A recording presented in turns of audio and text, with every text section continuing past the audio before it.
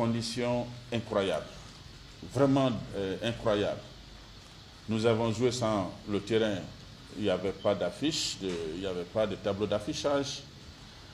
Quand l'équipe est descendue sur le terrain, vous avez compte qu'il n'y avait même pas de filet sur les deux là-bas. Il a fallu qu'on cherche les filets pour envoyer pour tout. On ne les a pas donné même le temps de s'entraîner. Le terrain n'était pas tendu. Vous ne pouvez pas imaginer dans quelles conditions les jeunes ont joué. À l'hôtel, la nuit, ils ont fait venir un orchestre qui a joué toute la nuit pour que les jeunes ne dorment pas. C'était incroyable les conditions qui étaient là.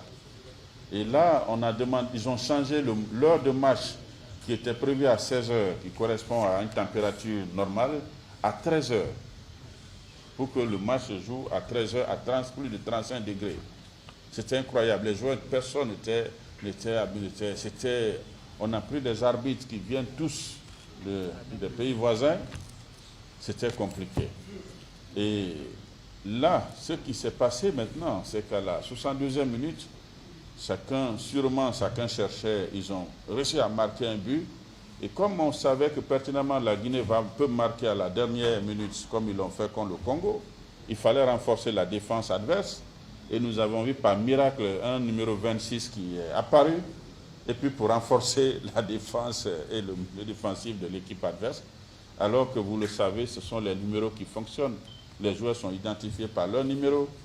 Et là, ce numéro n'a pas apparu, n'était pas sur la liste de match et il est apparu là.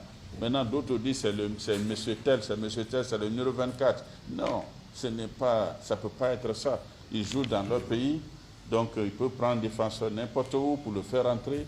C'est ça la vérité. Vous ne connaissez pas le père de quelqu'un, les gens se ressemblent, il y a des jumeaux. Vous ne pouvez pas savoir que c'est elle. En réalité, c'est ça qui s'est passé.